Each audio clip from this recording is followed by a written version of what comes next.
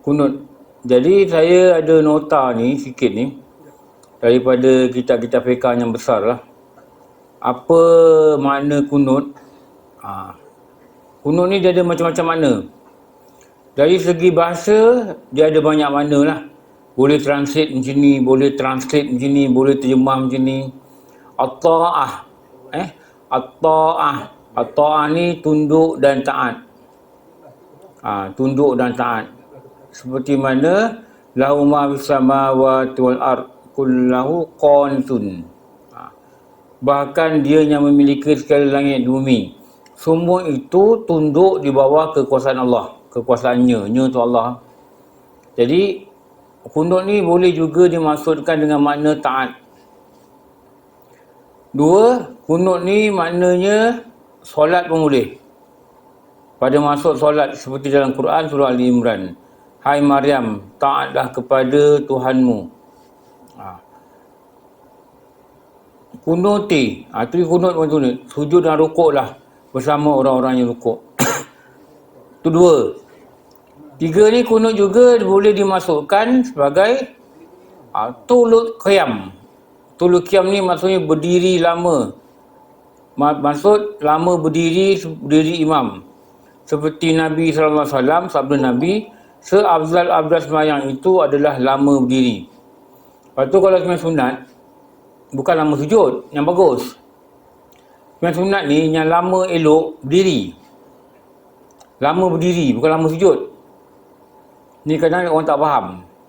Dia sembahyang sunat yang paling baik ni, 1/2 malam, 2/3 malam, atau 1/3 malam takhir. Itu waktu yang paling baik. Keadaan sembahyang yang paling baik, lama berdiri. Lama berdiri. Jadi kalau sembahyang 2 rakaat tu berdiri lama. Bacalah, kalau tak nak baca surah panjang, ulang-ulang surah pendek pun tak apa. Ulang qul Allah 50 kali pun tak apa. Kenapa? Afdal sembahyang itu lama berdiri. Waktu Rasulullah ni dia sembahyang sunat, kaki dia bengkak. Sampai kaki dia bengkak. Kenapa kaki dia bengkak? Lama berdiri. Kenapa? Itulah sembahyang yang paling bagus. Lama berdiri. Bukan lama sujud. Ni kita jangan salah faham lah. Elok lama berdiri. Aisyah kata, kenapa engkau ni kan Allah dah ampunkan dosa engkau, wahai Rasulullah. Kenapa engkau sembahyang macam ni? Lama berdiri. Sampai bengkak-bengkak kaki. Lepas tu kalau orang tanya, macam mana nak sembahyang macam Nabi? Lama berdiri. Lama berdiri. Sembahyang 2 rakaat tu berdiri lama-lama. Setakat mana kita larat berdiri lah lama. Nak baca qul Allah 20 kali ke lepas Fatihah, tak kisah. Afdalnya lama berdiri. Tu tengok orang-orang soleh. Imam Syafi'i dia masuk Kaabah lepas Isyak. Masuk Kaabah ni dengan anak murid dia. Dia takbir, Allahu Akbar. Dia habis sembahyang 2 rakaat, hampir-hampir subuh. Hampir-hampir subuh. Daripada lepas Isyak tu dia masuk Kaabah. Dia sembahyang 2 rakaat. Dia hampir subuh baru habis sembahyang 2 rakaat. Anak murid dia tengok intai dekat dalam lagi tengah sembahyang. Dia keluar, anak murid dia kata, wahai tuan, berapa banyak rakaat tuan sembahyang kat dalam Kaabah? 2. Tapi tuan sembahyang tadi lepas Isyak. Sekarang baru tuan beri salam. Hampir-hampir subuh beri salam. Ya, aku sembahyang 2 rakaat. Tuan baca apa? Rakaat pertama 15 juzuk, rakaat kedua 15 juzuk. Tu sembahyang dia, Imam Syafi'i. Itu sembahyang dia.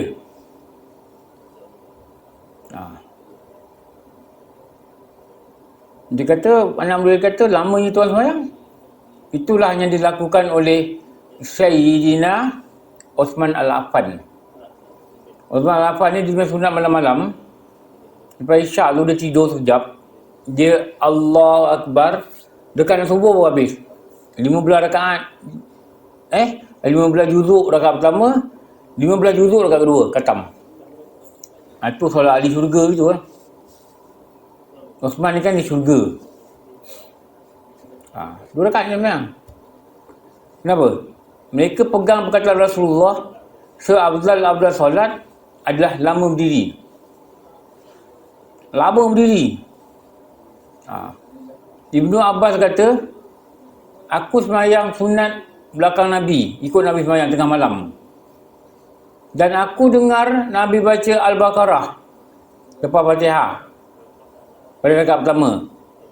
Aku ingatkan dia nak rukuk pada ayat ke-100. Tidak, dia baca lagi. Dia baca Al-Baqarah sampai habis. Lepas tu dia baca surah Ali Imran. Al-Baqarah ni 2 juzuk setengah. Kalau baca boleh 2 jam lah. Lebih 2 jam. Kalau baca lebih 2 jam. Mana Rasulullah ni dia berdiri dekat pertama tu lebih 2 jam. Lepas tu baca lagi. Ali Imran pula.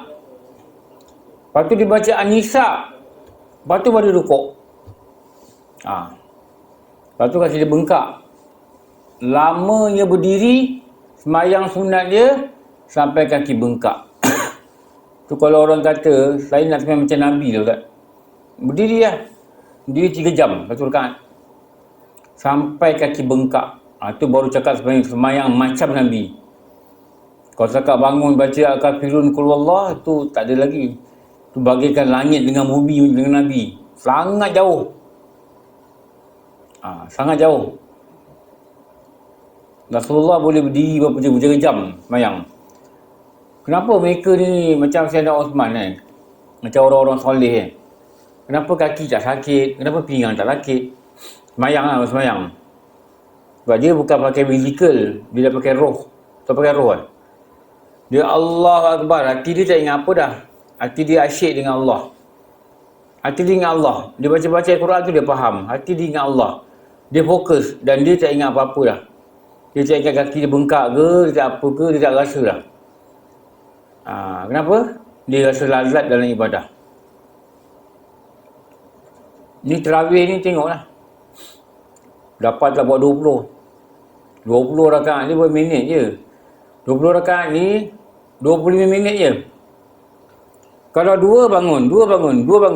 Kat orang lah, rumah kat rumah. Dua bangun. 20 minit habislah. Selesai lah malam tu. Kenapa tak boleh buat 20? Ni jawapannya ada dalam Quran. Kenapa buat 8 pun kadang-kadang penting? Kenapa? Solat itu berat. Innaha kabiratan illa alal khashi'in. Solat ni berat kecuali orang yang khusyuk. Kalau orang khusyuk boleh buat 20 rakaat setiap malam. Tapi kalau tak khusyuk, kalau kata 20 rakaat, 80 kan tak buat. Tak payah cerita lah, sebenarnya sunat ni, tak cerita lah. Buang masa je. Kalau dia sebenarnya sunat pun dia ada kepentingan. Tahu? Dia tengok asyik ada duit aja, sebenarnya duha. Ni semua dia ada kepentingan. Kalau dia ada duit, dia sebenarnya duha. Itu rupa orang yang berat semayang. Dia ada problem, boleh bangun 4 pagi. Minta dengan Allah dengan nangis. Bila ada problem, tak ada problem, subuh pun bangun 6.30. Ni rupa manusia Ini rupa manusia yang sangat teruk lah pada wajah syariat. Hari biasa tak pergi surau. Ni Ramadan ni baru nampak muka. Ni biasalah ni. Ni kita ni, tahap ibadat kita tahap macam orang kata kebanyakan lah. Orang awam. Yang beribadat sebab apa? Pergi masjid, puasa. Ni besok puasa ni penuh ni. Ni, tunggulah ni, belum puasa. Saya garanti, penuh. Boleh garanti lah, penuh. Tapi, kalau buat kuliah, saya garanti tidur. Ni saya garanti juga. Tak juga dengar, bulan puasa kat OP tidur. Kat rumah dah tak ada kelas. Orang terawih mana dia buat kelas kan. Ni rutin biasa lah. Rutin biasa bagi orang-orang yang biasa. Kita rasa kita boleh claim kita ada harap untuk dapat Lailatul Qadar, untuk harap keampunan, untuk harap rahmat, redha Allah yang Allah janji bulan puasa. Rasa-rasa kita boleh claim. Semayang berapa rakaat pun kalau tak berjalan sana, berjalan sini. Semayang pun mencari neraka wil. Neraka wil ni apa? Orang semayang yang lalai. Semayang Ramadan pun cari neraka wil. Hari lain dah lalai. Rasanya boleh ke kata dalam rahmat, dalam keampunan? Tak ada lah, sebenarnya tak ada. Diri sendiri pun takut nak jawab, betul. Tapi apa yang akibat dia, Rasulullah kata, orang yang lalui Ramadan tanpa dapat keampunan, dia adalah orang yang cilaka. Cilaka ni apa? Laknat. Nombor 4, apa makna kunut? As-sukut. As-sukut bermakna diam. Adalah kami dulu bercakap dalam solat, bercakap dengan seorang lelaki akan sahabatnya sebelahnya, hingga turun ayat Quran surah Baqarah ayat 238 yang berbunyi ni ayat dia. Waqumullahil qanitin. Maka disuruh kami diam dan kami bercakap.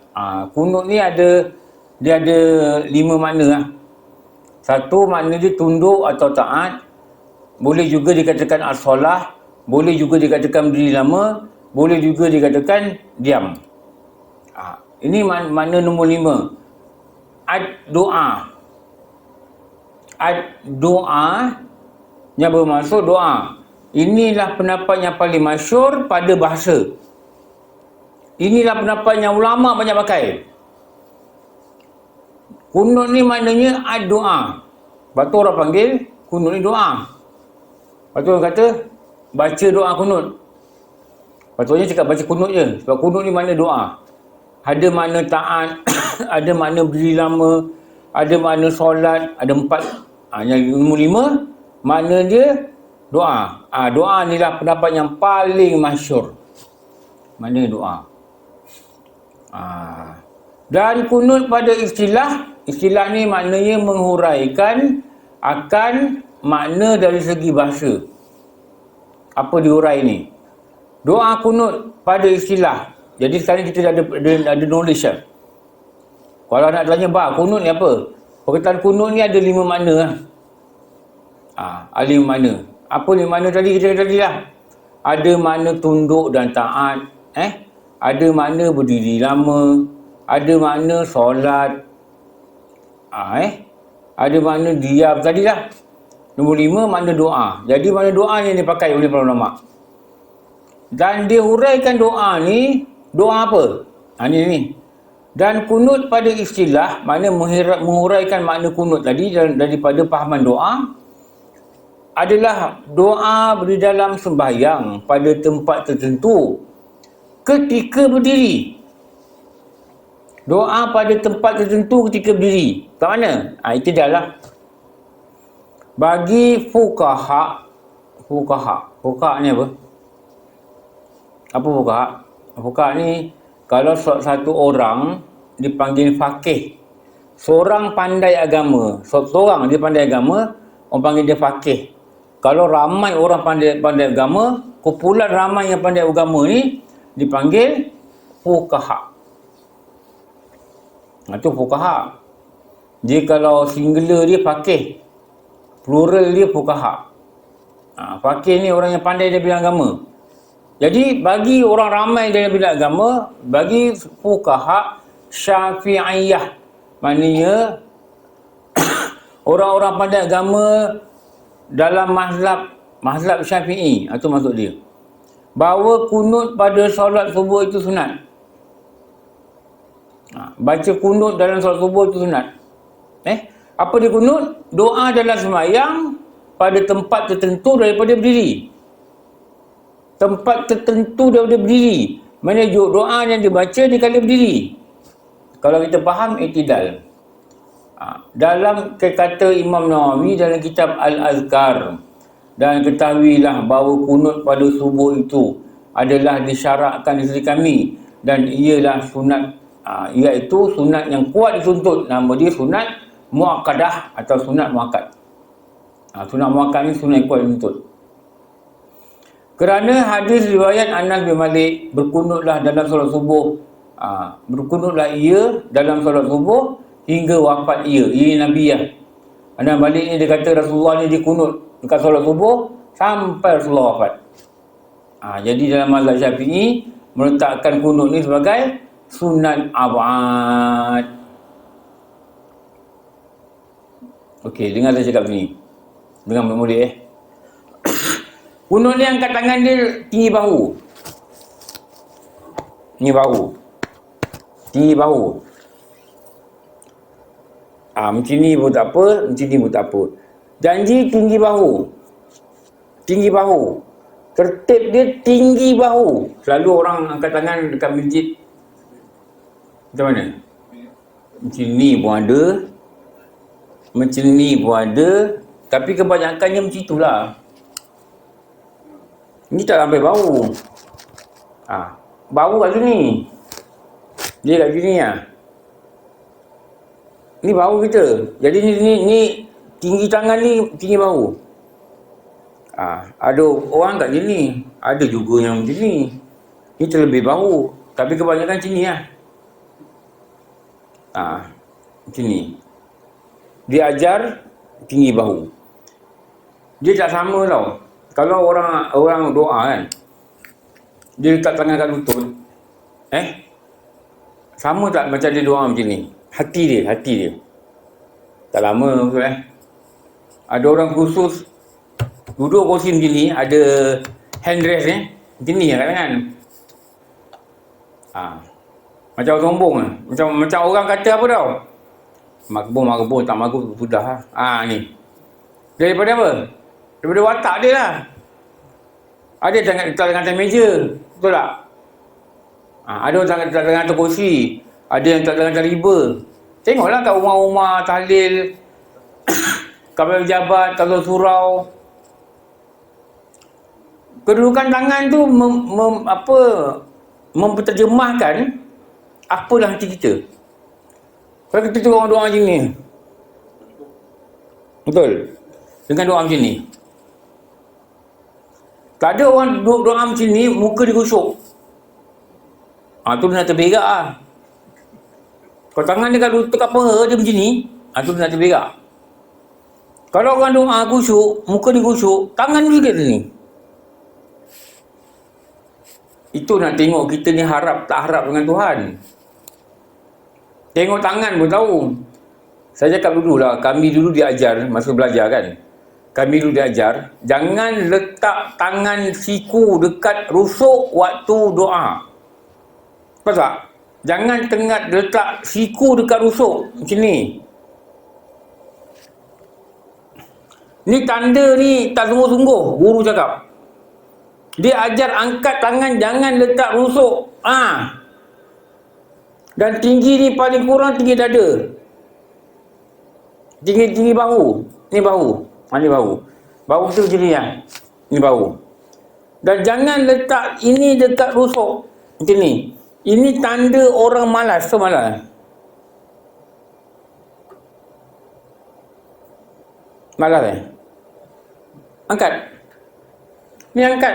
Kenapa dia angkat? Angkat ni daripada rusuk memperlihatkan sungguh-sungguh. Sungguh tak?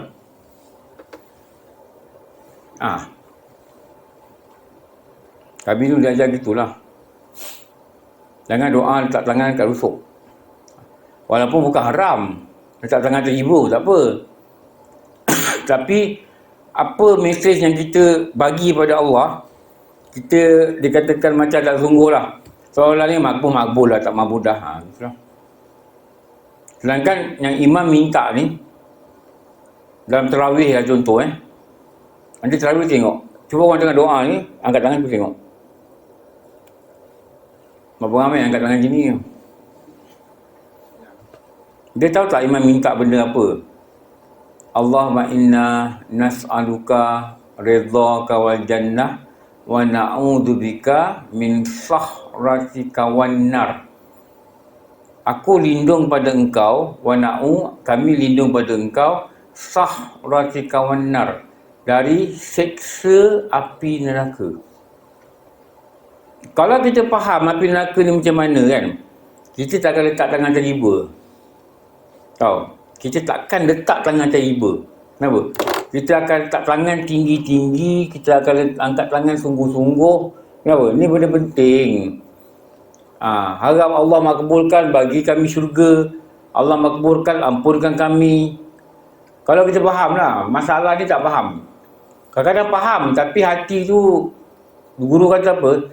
Hati ni dosa dia banyak sangat tau. Sampai dia tak boleh nak tolak jasad ni pada kesungguhan untuk berdoa.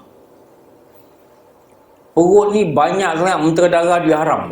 Dia kata gitu dulu. Sebab hati kita ni ditempa apa yang kita makan. Kalau kita makan benda sumber halal tapi kedai tu tak halal, tidak kan, mentah makan. Kalau kita makan benda halal tapi duit yang kita dapat ni duit haram, tu dia akan tempa hati kita biar gelap. Menyebabkan apa? Nak angkat tangan doa betul lah kan? Nak angkat tangan doa betul lah kan? Angkat beras 10 kilo boleh angkat. Ini angkat tangan tanpa barang. Nak macam ni pun tak boleh. Sedangkan barang 10 kilo boleh angkat macam ni. Kuat je tangan dia. Tapi nak angkat tangan tanpa barang sampai ke paras bahu tak boleh buat. Kenapa? Doa ni yang mengangkatkan tangan itu adalah hati kita. Hati tau. Dia ada remote tau kat kaki ni. Remote ni yang hati, yang remote yang angkat. Dia angkat. Kenapa dia angkat gini? Dia tahu doa ni penting. Kenapa dia angkat gini? Dia tahu kalau dia tak dapat, kalau tak terlepas dia neraka, maksudnya masuk neraka. Neraka ni api dia bukan macam api yang kita nampak lah. Rasulullah kata 69 kali berkali ganda, maknanya 70 kali lah panasnya daripada api dunia. Sahabat-sahabat kata, wahai Rasulullah, api dunia pun tak tahan. Rasulullah kata, ya, engkau takkan tahan. Kalau kita faham bila boleh rasa api neraka ni, manusia ni, hari ni mati, hari ni rasa. Kat mana rasa? Kalau tak beriman dalam kubur. Dalam kubur dia ada api neraka, cuma dia tak ada syurga. Api neraka dia ada dalam kubur. Sebab apa? Orang yang tak boleh jawab soalan ni, ditukarkan pakaian dia, pakaian api neraka, diberi hamparan dia, hamparan api neraka, dan diseru kubur kepit dia. Dan dia merasai bahang api neraka tu, dan dia lihat neraka tu pagi petang. Pagi nampak neraka, petang nanti dilihatkan di neraka. Dia punya mental torture dia sangat menakutkan. Pada siapa ni? Tak boleh jawab soalan kubur. Tak boleh jawab soalan kubur. Siapa Tuhan kau? Dia kata. Dijerit dia. Siapa Tuhan kau? Ma Rabbuka. Ada orang akan dapat soalan. Apa? Apa yang kau sembah di muka bumi? Dia tanya, kau sembah apa kat dunia? Siapa Tuhan kau? Kalau hati dia ni merasai Tuhan itu Allah. Tuhan ni apa? Tu dah kena faham. Tu saya kata dah belajar tauhid. Kalau tak belajar, makna Tuhan pun tak tahu. Guru kata, engkau jangan jangka kau boleh jawab soalan kubur. Yang orang yang tak boleh jawab soalan kubur tu, dia cemas. Dia pelik, kenapa tak boleh jawab? Padahal benda ni mudah je. Tuhan aku Allah. Tapi amalan dia dekat dunia tidak memperlihatkan dia ni Tuhan ni Allah. Kenapa? Tuhan ni pangkat tertinggi yang tak harap apa-apa dan semua makhluk harap pada dia. Jadi kalau kita doa, tangan buatan riba, maknanya dia lagi nampaknya hati kita ni menunjukkan kita tak harap pada dia. Betul? Doa tangan riba, lepas tu mata pula meliar. Ini Opis buat ceramah ni Maulid Nabi. Kita tutup dengan doa. Tu tengok orang tangan kat mana. Mana orang tangan sini? Paling tinggi pun sini lah. Ni paling cantik lah. Duduk je ni lah. Tangan meliar. Mata meliar. Hati tak khusyuk. Hati tak khusyuk. Satu sebab tak faham doa yang dia baca. Satu lagi, tak nak bawa hati. Walaupun tak faham, pasti yang dibaca ni beri kebaikan. Hati, patutnya hati angkat tangan, hati kata amin, ya Allah, engkau makbulkan. Aku tahu ni kebaikan, ya Allah, engkau makbulkan. Aku tak faham, tapi dia baca mesti kebaikan, engkau makbulkan. Betul? Ni. Waktu dalam kunut ni, satu, tangan angkat sampai bahu. Satu. Dua, dia mesti aminkan. Makmum sunat aminkan doa apa yang imam baca. Dia mesti cakap amin. Kuat dia macam dia kata amin dalam Fatihah. Fatihah lah. Waladdallin. Kita kata amin.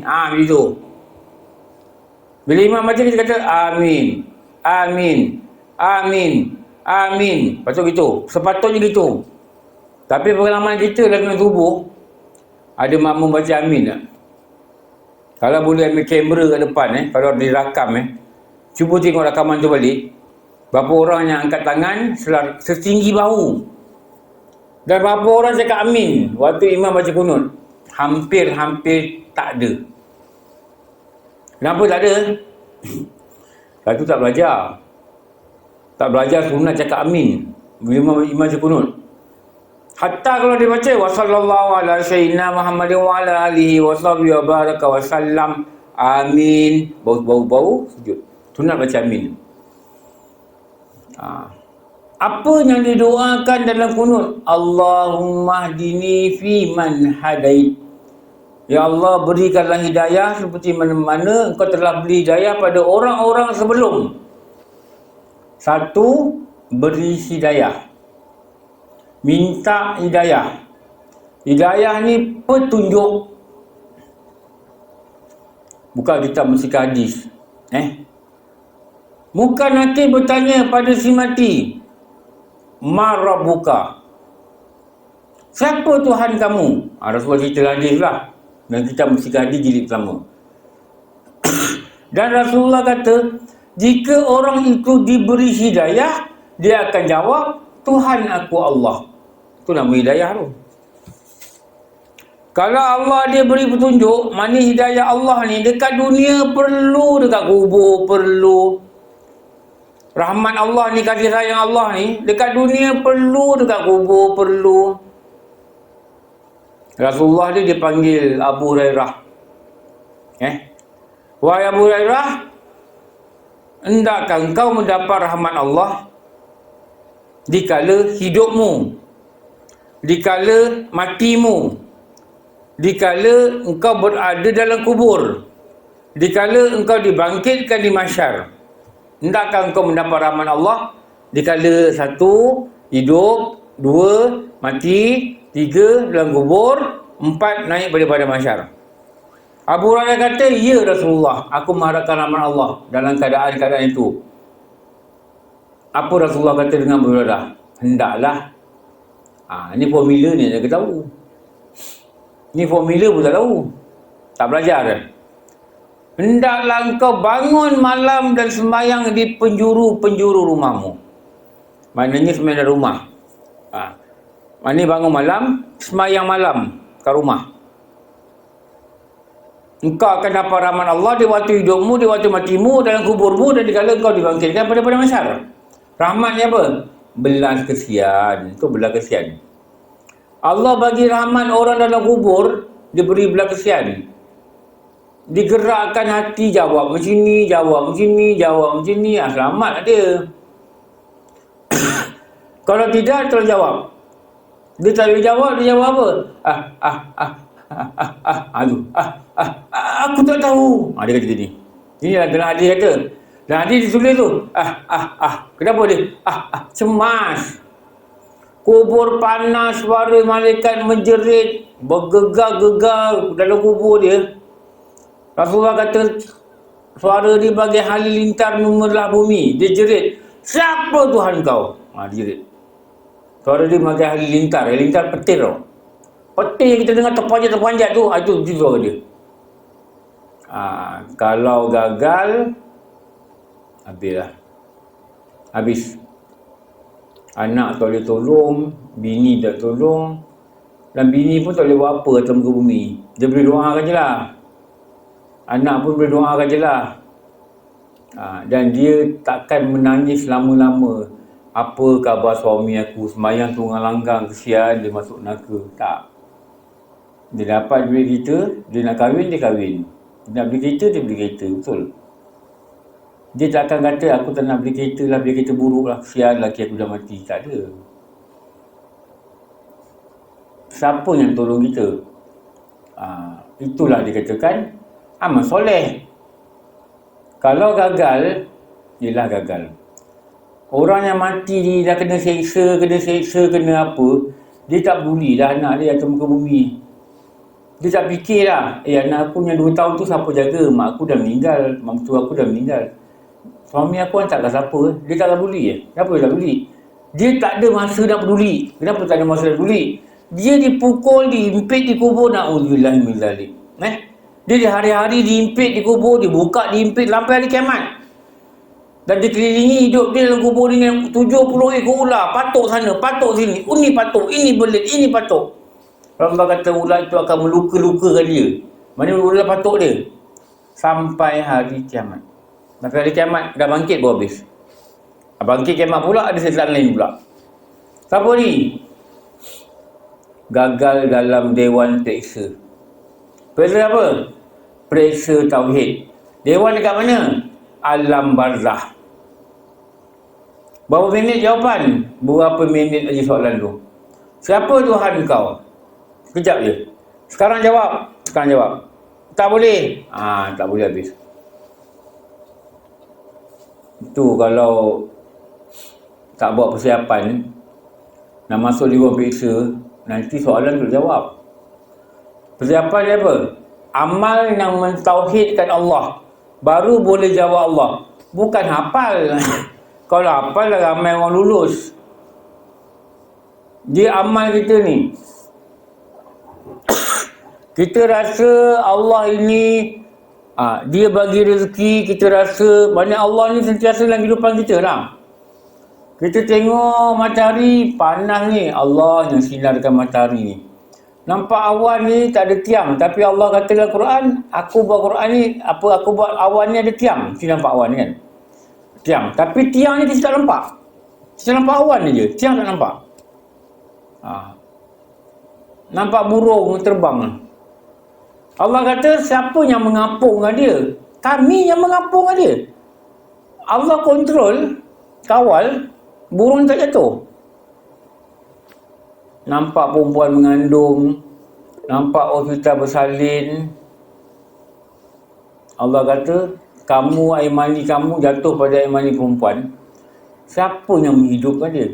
Allah tanya oleh Quran. Kamukah atau kamikah? Dia kata itu pun. Kalau boleh rasa kehidupan ni Allah. Daripada makan, daripada tidur, daripada bangun, daripada kerja, daripada gerak, daripada diam. Daripada jalan, daripada sampai, daripada balik rumah. Barulah nanti jawapan dia, siapa Tuhan kau? Allah. Dan ada rasa harap hati pada Allah. Kenapa? Tuhan ni syarat dia nak jadi Tuhan, mesti semua makhluk berhajat pada dia. Mana kalau makhluk ni tak berhajat pada dia, dia kata dia ada Tuhan. Sebenarnya dia macam tak Tuhan lah. Nak tahu bila? Nak tahu nanti bila dalam kubur lah. Tengok dia jawab macam mana. Tu saya kata kan, kalau tak belajar tauhid, memang kemungkinan besar akan gagal dalam dewan peperiksaan. Tempat mana? Alam barzah gagal. Kat Malaysia gagal. Kat dunia gagal boleh repeat. Bawa kereta gagal, langgar tiang masa parking. Boleh ambil lagi, bayar je duit. Tapi sana gagal tak boleh ulang. Apa diminta ni kunut ni? Lepas tu lepas ni kita mesti ada feel baca kunut. Allahumma hdini fi man hadait. Ya Allah, berikanlah hidayah seperti mana engkau pernah beri hidayah pada orang-orang dulu. Orang dulu banyak daripada kafir jadi ahli syurga. Umar Al-Khattab. Sayyidina Umar Al-Khattab. Allah beri hidayah. Ya. Dia kerja di kat Mekah apa? Dia ambil asar pisau ni, dia asar pedang dia hari-hari. Dia kata, wahai pedang, engkau akan makan penggal kepala Muhammad. Dia dasar, dia ambil satu racun yang paling bisa dekat Mekah. Racun yang paling bisa, dia beli racun tu, dia sapu kat pedang. Dia kata dengan pedang, engkau akan memenggal kepala Muhammad. Muhammad ni Rasulullah lah. Dia punya marah dengan Rasulullah ni. Umar Khattab ni dulu. Dia bawa pedang tu jalan. Dengan suara memarah-marah Rasulullah ni. Dia dapat tahu Rasulullah ni sembang agama baru. Orang kata, Umar, kau marah siapa ni? Marah Muhammad. Kau tahu tak adik kau dia ikut Muhammad? Oh, lagi dia marah lah. Tu cerita tu Lagi dia marah. Dia pergi rumah adik dia. Masa dah masuk rumah adik ni, dia pegang pedang. Pedangnya dia asar dengan tajam dan dia letak racun. Sebab apa? Dia nak penggal kepada Muhammad. Tapi Nabi Muhammad tak jumpa. Orang kata, kau nak marah siapa ni? Aku marah dia Muhammad. Dia kata, kau tak. Adik kau dia ikut Muhammad. Ada orang report. Biasa benda gini biasalah, tukar report ramai. Sampai rumah adik dia, suami dia ni, adik ipar dia ni, tengah baca Quran. Mereka dua ni orang Islam. Dia masuk, dia kata, kau baca apa tu? Dia dengar, dia rasa pelik. Masa tu baca apa? 5 ayat pertama surah Toha. Tu ulama kata, antara nak lembutkan hati anak ni, baca 5 ayat pertama surah Toha. Baca 5 ayat tu. Niatkan untuk lembutkan hati dia. Ulang baca. Atau baca pada air. Atau baca pada masakan. Tu masakan ni. Masak kari tu. Masak asam pedas ni, kuah ni. Masa kacau tu baca surah Toha 5 ayat pertama. Dia mengambil contoh kepada kisah Umar Al-Khattab.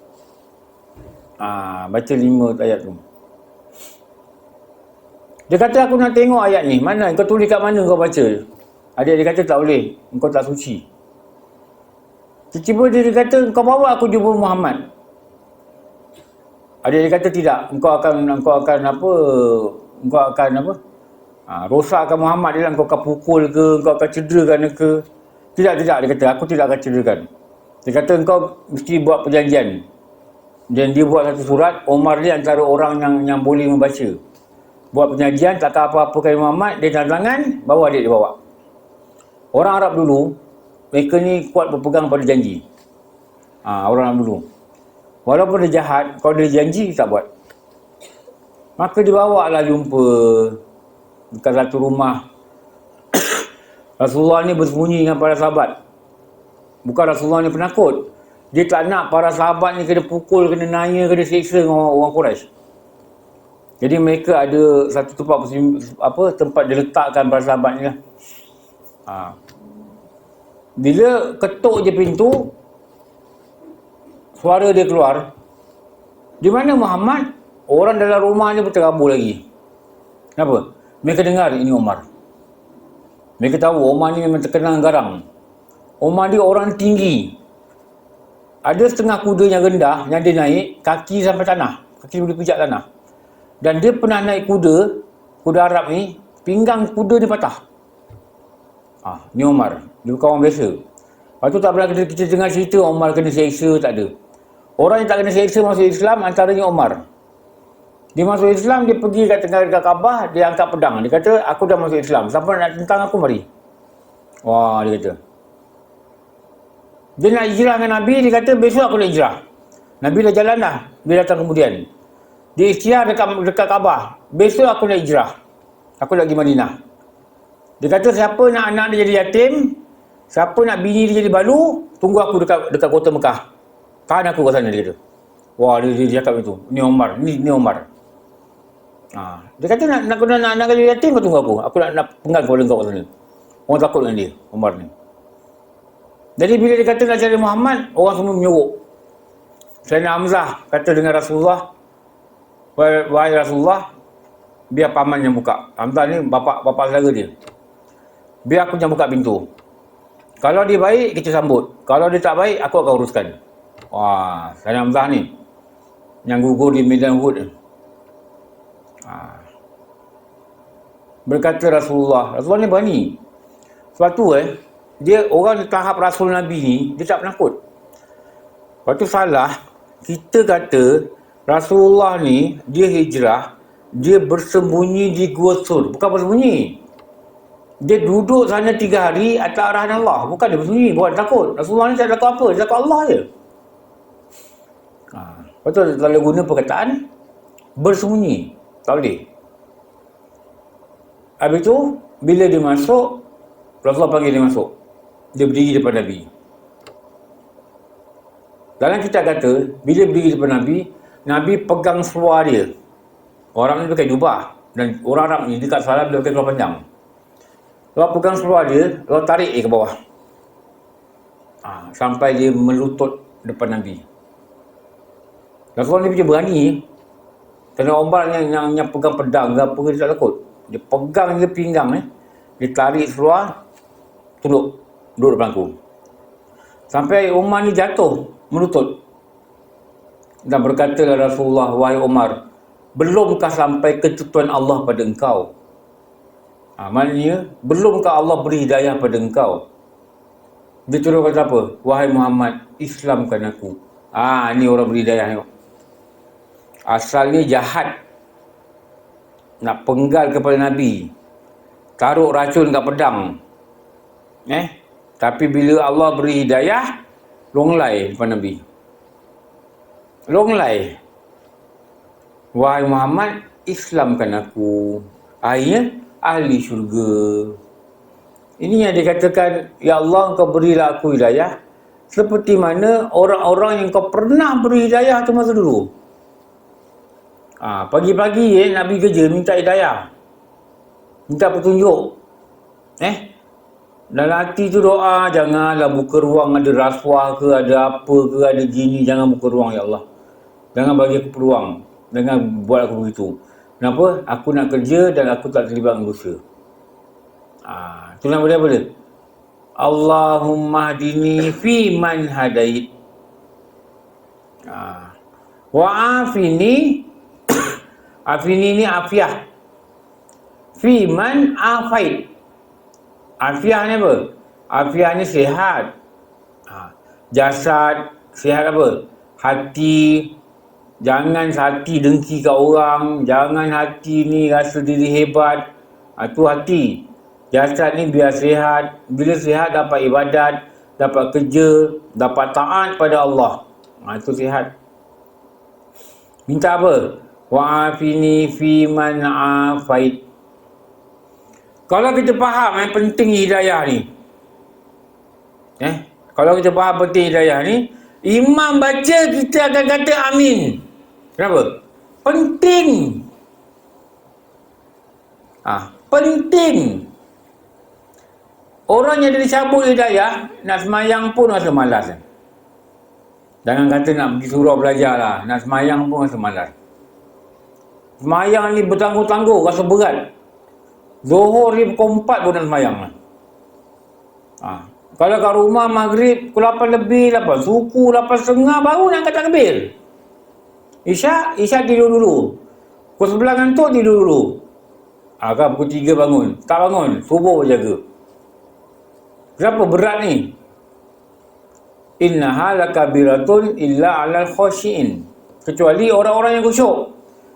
Kenapa? Hati tidak sihat. Hati penuh dosa. Allah. Kerja maritim 40 tahun. Dosa mengumpat ada 60 juta. Kenapa? Tak faham mengumpat ni apa. Dosa kerja maritim 40 tahun. Amalan dibakar entah berapa ribu kali. Buku amalan ni ada kena bakar. Ada kena bakar. Ada kena bakar. Kenapa? Dia padanya rasa dengki. Macam-macam lah aku tak belajar agama ni. Macam-macam amalan rosak macam sebab. Lepas tu minta bila faham pentingnya kesihatan diri, jasad, pentingnya kesihatan hati, jangan ada penyakit masuk rumah. Bila imam baca, wa'afini fi man afait, kita buat apa? Amin. Baru kita boleh kata amin. Ini Allah dah tunjuk COVID rata-rata orang kena ni. Satu hari 20,000 orang kena. Mati 100 orang sehari. Itu Maim tu pun dah penuh balik tu. Mam Sedang lah. Dulu tak ada orang lah. Ramai dah pergi ni. Tengok oksigen tak betul, sakit buluh. Hantar ke mulut pula. Yang mati-mati, yang mati-mati, yang mati-mati, yang mati-mati. Isnin kena COVID, Selasa kena tidur. Ni kawan saya ni, Isnin kena COVID. Anak ada cerita dengan seorang lah, seorang ni cerita dengan saya. Isnin kena COVID, Selasa masuk dengan buluh. Sebab saat nafas kat rumah. Khamis itu hari kena tidur. Ni dah berapa hari ni tidur ni, Jumaat, Sabtu, Ahad, Senin. Saya nak tanyalah kawan saya ni. Suruh dia rapat dengan anak orang ni. Dia rapat dengan anak orang ni. Saya kenal dia lah, dulu masa kecil main dah sama lah. Aku nak tanya khabar dia, apa khabar. Kejap aja, begitulah. Agak-agak dia panjang umur lah. Tapi yang kita nampak, saya tak tahulah kenapa. Bila tidur je meninggal, selalu kan. Tidur je meninggal. Tu kita minta, niatkan, ya Allah, kau bagi aku sihat. Aku nak taat. Aku nak ibadat, ya Allah. Ya Allah, kau bagi aku afiat. Kenapa? Aku nak qadha semayang aku berlambak, aku tak qadha lagi, wahai Tuhan. Tahu? Nanti takut apa tau? Mati bawa hutang. Hutang apa? Hutang semayang, hutang puasa, hutang fidyah, dah wajib pergi haji, tak pergi haji, hutang haji. Ni yang paling banyak orang hutang ni hutang semayang lah. Paling banyak hutang. Kalau dia tak pernah alami zaman jahiliah, okey lah. Kalau dia alami zaman jahiliah, itu Jahannam. Atau dulu dia semayang, tapi dia tak ada ilmu. Semayang dia banyak salah. Saya dah jumpa lah orang cakap semayang dia salah. Kadang-kadang semayang dia betul, dia kata. Tapi dia rasa mandi wajib tak betul. Mandi wajib tak betul, semayang tak sah lah. Jadi, minta dengan Allah apa? Ya Allah, Engkau panjangkan umur kami. Minta itulah. Dengan apa? Engkau beri kesihatan. Supaya kami boleh taat pada Engkau. Itulah. Mani bila imam baca, wa'afini fi man afait. Amin. Tangan kat sini. Amin. Rasakan khusyuk betul-betul. Ya Allah, Engkau kekalkan hidayah pada aku ni. Saya dah jumpa lah ke kawan. Kadang kita pun tak tahulah apa masalah dia. Jin pergi surau, lama hilang. Hilang satu hal lah. Ada kan kawan kata dia dah mula tikam ekor lah apa benda. Bukan kawan kata, saya pun nampak je tak. Benda tu ada kat dia. Dalam poket dia. Padahal orang kuat surau kan. Macam mana jadi macam ni itu hidayah. Itu hidayah tu ditarik. Adalah sebab dia yang kita tak tahu kan. Hidayah tu ditarik. Lepas tu Allah kata ada orang yang pada usia muda dia buat amalan syurga. Sehingga dia dengan syurga hanya sehasta. Dia dengan syurga jauh ni je. Kuat dia amalan dia jauh ni. Tapi bila di hujung usia, dia buat amalan ahli neraka dan dia mati. Allah campakkan dia neraka. Ini kan pula daripada muda buat amalan ahli neraka. Memanglah peluang nak campak neraka tinggi. Lepas tu saya cakap lah, jangan hanya datang surau dekat rumah kita ni atau kat sini, jangan hanya datang bulan Ramadan. Kalau kita datang bulan Ramadan saja, lepas kita sembang tarawih, kita kena sujud syukur. Allahu Akbar, sujud syukur baru balik. Kenapa? Ya Allah, bulan tak puasa, Engkau tak izinkan aku datang. Apa dosa aku, Ya Allah? Engkau tak izinkan aku jemaah, Engkau tak izinkan aku baca agama. Tak izinkan aku baca agama, tak izin. Sampai aku tak kenal Engkau, wahai Tuhan. Tapi bulan Ramadan ini, aku tergerak nak datang surau masjid. Ya Allah, terima kasih. Ya Allah, syukur. Sujud syukur. Ramai orang tak datang surau. Pergilah taman perumahan lah. Pergilah, saya cakap betul. Pergilah tengok. Saya ngajar, saya tahulah. Kena Muslim di COVID ni, yang ada kat surau pun positif, kontak rapat. Kadang tinggal 5 orang ni belajar kadang. Saya tak kisahlah. Apa saya berapa orang ada, saya jalan je. Tapi orang yang sihat ni, dia tak pernah nak fikir lagi surau. Benar ulama kata apa jiran sebelah yang buat kenduri, dia tak jemput kita, haram untuk kita pergi. Jiran sebelah buat kenduri kahwin, tak jemput kita, walaupun kemah tu depan rumah kita, tak boleh pergi. Kenapa? Tak ada jemputan.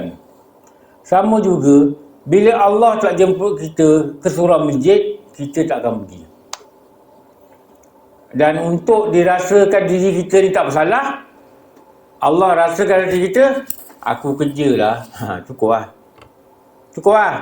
Cukup dah pada kerja ni, menyebabkan kita okey tak pergi masjid surau. Okey tak belajar jemaah. Kerja lah. Maknanya kerja ni yang halang dia. Okey tak belajar agama. Tak belajar agama ni, malam pergi fardu ain ke, belajar sepekah ke, apa tauhid, semayang ke, wuduk ke, mandi wajib ke. Tak. Kenapa? Ada alasan nanti kerja. Ni berjaga-jagalah. Berjaga. Kerja ni nikmat. Kenapa nikmat? Sebab ada gaji lah. Boleh tanggung anak, tu dah menikmat kebaikan. Ada orang dapat nikmat tapi tak dapat rahmat. Ada orang Allah beri nikmat dan diberi dengan nikmat itu laknat. Itu nama dia istidraj. Makin naik pangkat, makin lupa surau masjid dah, sibuk. Makin naik pangkat, makin tak belajar agama dah, sibuk. Ini nama dia istidraj. Allah beri dengan penipuan. Makin dapat anak, makin tak belajar agama. Makin dapat anak, makin tak belajar agama. Ni anak tu nikmat, tapi dia beri dengan penipuan. Dia beri supaya sibuknya dia dengan urusan dunia ni, akhirnya tak belajar agama. Ramai macam ni. Tu saya kata test tauhid kita sebelum mati. Nak tengok tauhid kita betul tak? Test. Baca buku tauhid, bacalah buku tauhid. Wajiblah dia beriktikad Allah itu memiliki sifat kesempurnaan. Iman tu apa? Iman pada Allah tu apa? Iman pada Allah wajiblah dia beriktikad. Contoh saya kata ni, Allah itu memiliki segala sifat kesempurnaan yang tiada terbilang sifat tersebut. Test diri je tau, jangan test orang lain. Buka kitab tu, test Allah. Allah ni apa? Allah ni Tuhan.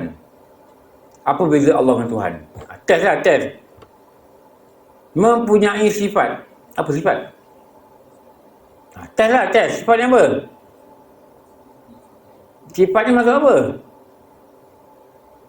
Allah itu apa? Tuhan itu apa?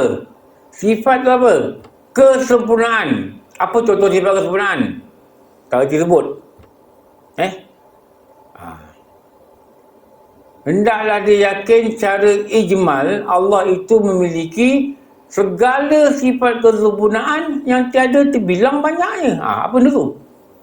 Kalau baca, ni tak erti, ni tak faham, tak faham, maknanya tauhid kita fail. Tauhid kita fail. Bila tauhid fail, nanti dalam kubur bila masuk dewan periksa, siapa Tuhan kau? Tak jawab lah. Tak prepare. Dia masuk dewan periksa ni kena prepare tau jawapan dia. Dan yang jawab ini ulama' banyak kata bukan hafalan tu. Ini tak ada fungsi lah. Bukan ingat, bukan. Tapi yang jawab pada dalam kubur ni apa? Amalan sendiri. Amalan sendiri. Amalan ini. Jawapannya kita rasa Allah ni dalam kehidupan kita. Yang mana kita rasa faham Tuhan ni apa, Allah ni apa, bagaimana. Bagaimana keadaan Allah ni kita faham. Yang kita kata kita yakin ni, Allah ni wujud dia macam mana. Kekal dia macam mana. Bakar tu sifat 20 tu lah. Allah tak mengharap pada makhluk ni macam mana uraian dia. Kalau kita tak faham berat lah. Saya nak cakap perkataan tu je lah, berat. Lepas tu kena belajar tauhid. Mesti belajar tauhid. Tidak nanti mati susah ni. Apa lagi doa al-qunut? Wa'afini fi man afait wa tawallani fi man tawallait. Apa dia? Ya Allah, pimpinlah aku seperti mana orang yang kau pernah pimpin. Allah kalau pimpin, dirasakan dalam hati manusia itu penting untuk ilmu, penting untuk beramal, penting buat amal soleh. Dia rasa.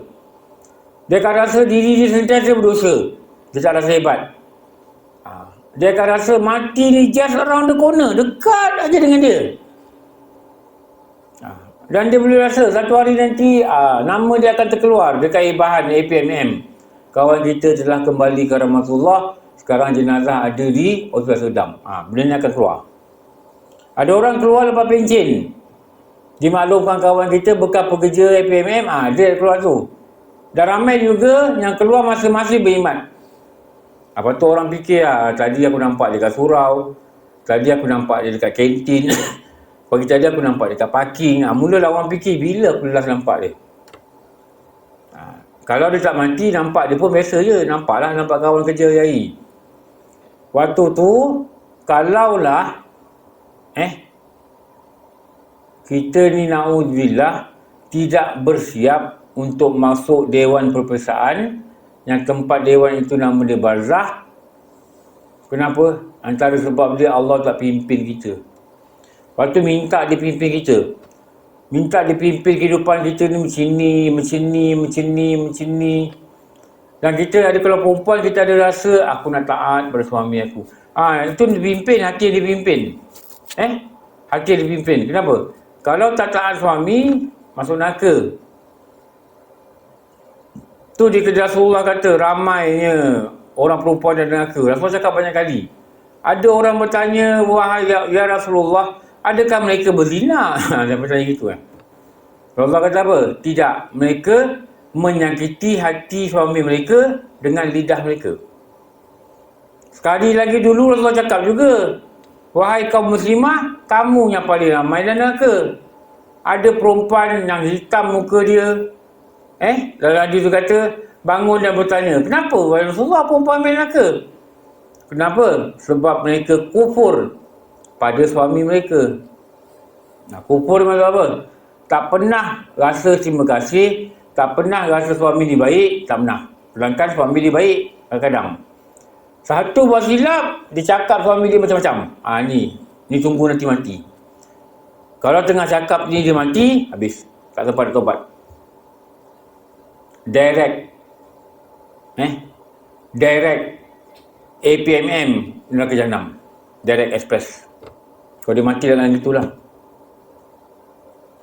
Lepas tu pentingnya bila imam baca ni, wa'afini fi man afait, amin. Wa tawallani fi man tawallait, amin. Kalau Allah tak pimpin kita, na'udzubillah, tak selamat kita. Sebab apa? Tidak mendapat pimpinan Allah. Pimpinan yang paling penting ialah pimpinan Allah. Bila Allah pimpin kita, dia jadikan hati kita nak belajar agama, dia jadikan kita ni gini, jadikan kita ni gini, jadikan kita gini. Kenapa? Straight. Lulus. Ada orang dapat. Ada orang bukan tak dapat, tak nak minta. Nak minta apa? Minta tapi tak faham. Tak faham pimpinannya apa penting dia. Kalau dia faham, mudah lah. Okey. Nanti kita sambung. Ni bila kelas nanti? Ramadan tak ada kelas kan? Tak ada kelas? Ramadan ada kelas? Tak ada? Tak ada kan? Kelas kirah yang dalam lift tu? Hari Khamis kan? Okey. Nanti lepas Ramadan sambung lah. Nanti beritahu lah bila dah budak dah kerja kan. Kawan kita dah kerja, sambung. Sambung mana? Wa barik li fi ma atait. Dia belajar surah ni, dia kena faham apa duduk doa kunut. Supaya kita baca doa kunut, imam baca ke, kita baca ke, ada kualiti. Tahu? Ada kualiti lah baca. Mana ada harap yang tinggi. Tapi kalau faham pun tidak, kadang faham pun tak faham. Tapi bila hati tu tak nak khusyuk lah. Hati liar dengan Allah. Ni yang susah lah. Kalau hati liar ni payah. Nak kena pujuk dia baik-baik. Nak kena tekan dia elok. Lepas tu, apa kata Syekh Daud Bertani? Engkau kalau zikir, engkau jangan zikir dalam hati. Sebab engkau bukan berada di makam itu lagi. Zikir je ni. La ilaha illallah. La ilaha illallah. La ilaha illallah. Dia kata kerahkan suaramu. La ilaha illallah. Kenapa? Hatimu yang sangat keras itu memerlukan hentakan demi hentakan supaya dia lunak. La ilaha illallah. Rasakan masuk ke Allah dalam hati tu. La ilaha illallah tu. Tiada Tuhan melainkan Allah, tiada Tuhan melainkan Allah. Tu hentakkan hati ni. Hentakkan hati ni.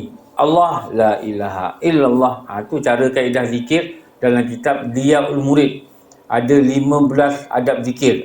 Tu yang nombor 15 tu dia kata tu. Tak, tu nombor 14. 15 dia kata apa? Jangan engkau buat silap pada menyebut zikir. Lepas tu saya kata pentingnya zikir tu lah. Dia ketuk hati kita. Bagi lunyai. Nanti lunyai dia lembut. Lembut tu dia mudah sikit lah ikut. Lepas tu cubalah sedapat mungkin. Cuba sedapat mungkin. Okey, cukuplah. Saya nak ucap selamat berperang hawa nafsu. Selamat memeriahkan Ramadan. Selamat berebut mendapat rahmat dan maghfirah. Selamat mendapat anugerah taqwa dan selamat masuk syurga insya-Allah. Amin. Okey. Nanti sambung. Wa barik li fima atait. Wa barik li fima atait. Nombor 4 lagi. Alhamdulillah rabbil alamin wassalatu wassalamu ala asyrafil anbiya wal mursalin sayyidina Muhammad wa ala alihi washabihi ajma'in. Rabbana atina fid dunya hasanah wa fil akhirati hasanah wa qina adzabannar. Wa sallallahu ala sayyidina maulana Muhammad wa ala alihi washabihi wa baraka wasallam. Walhamdulillah rabbil alamin. Apa maaf. Wabillahi alam. Assalamualaikum warahmatullahi wabarakatuh.